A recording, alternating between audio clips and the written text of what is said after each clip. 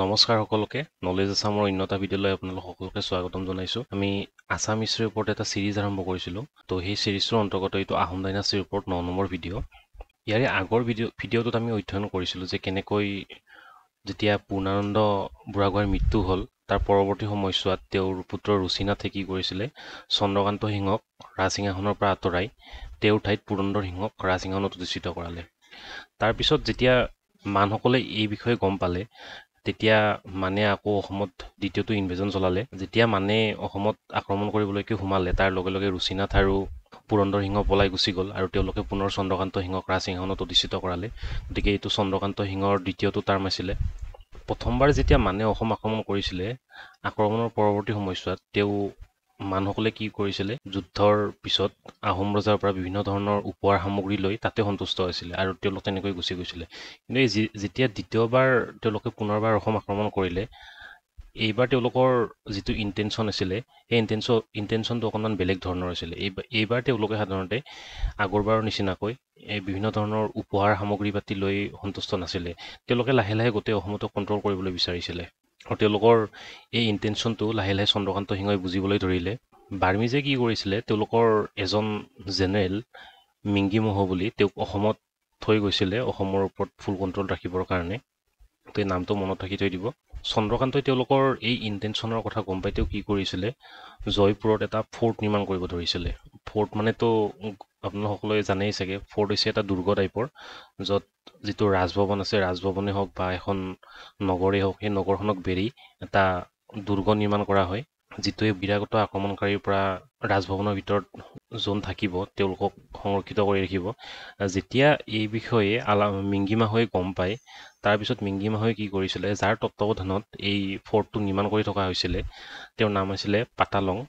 সেই পাতালঙক হত্যা কৰিলে আৰু ইয়াতে ভীতিগ্ৰস্ত হৈ চন্দ্ৰকান্ত সিংহই গুৱাহাটীলৈকে পলাই গুচি গ'ল। তাৰ পৰৱৰ্তী সময়ত মানে কি কৰিলে, যোগেশ্বৰ সিংহক ৰাজসিংহাসনত অধিষ্ঠিত কৰিলে।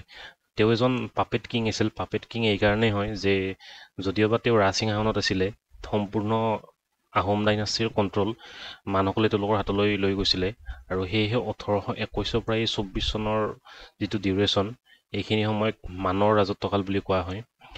এই সময়খিনিত অসমত ভালে পৰিমাণে এট্ৰচিটি সংঘটিত কৰিছিল মানসকলে। তো তাৰ বিষয়ে আমি কেতিয়াবা এটা বেলেগকৈ ভিডিঅ' ডিছকাছ কৰিম। তাৰ পৰৱৰ্তী সময়ত কি হৈছিলে, এই মানসকলক দমন কৰিবৰ কাৰণে চন্দ্ৰকান্তই সেই সময়ৰ যি ইষ্ট ইণ্ডিয়া কোম্পানীৰ গভৰ্ণৰ আছিলে, গভৰ্ণৰ জেনেৰেল বেংগলৰ, তেওঁৰ ওচৰলৈকে গৈছিল আৰু তেওঁ ইয়াতে সন্মতি প্ৰদৰ্শন কৰি অসমৰ যি ইকনমিক পটেঞ্চিয়েল তাৰ প্ৰতি লালয়িত হৈ তেওঁ মানসকলৰ বিপক্ষে যুদ্ধত নামি পৰে ইষ্ট ইণ্ডিয়া কোম্পানীয়ে।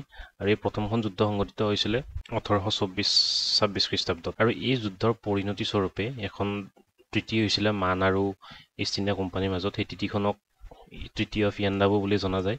এই চনটোৰ তাৰিখটো মনত ৰাখি থৈ দিব।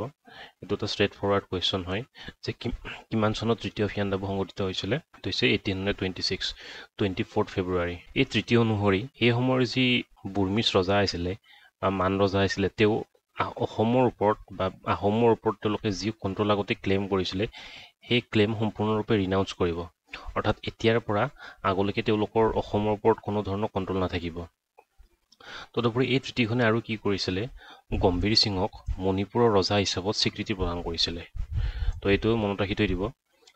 তদুপৰি ইয়াতে এটা কথা আপোনালোকক মেনশ্যন কৰি থৈ দিওঁ যে যিখন ট্ৰিটি অফ ইয়াণ্ডাবু হৈছিলে, সেই ইয়াণ্ডাবু সন্ধিৰ 2 নম্বৰ পেৰেগ্ৰাফত আমাৰ অসমৰ বিষয়ে মেনশ্যন আছিলে। তো এইটো এটা ষ্ট্ৰেইট ফৰৱাৰ্ড কুৱেশ্যন হয়।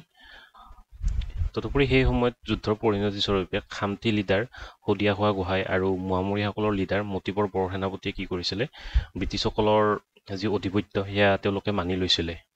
আৰু তদুপৰি চিংফুসকলৰ যি চিফ আছিলে বিছাগাম, তেওঁ ব্ৰিটিছৰ হেগিমনি মানি লৈছিলে।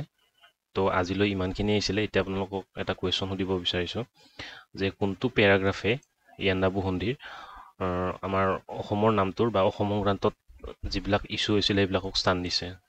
অপশ্যনকেইটা হৈছে 2nd, 1st, 4th, 5th। এনচাৰটো comment বক্সৰ দ্বাৰা আমাক জনাব পাৰে। যদি সেই ভিডিঅ'টো ভাল লাগিছে তেতিয়াহ'লে লাইক, শ্বেয়াৰ আৰু ছাবস্ক্ৰাইব কৰি দিব। নেক্সট আমি পৰৱৰ্তী ভিডিঅ'ত আকৌ লগ পাম। ধন্যবাদ।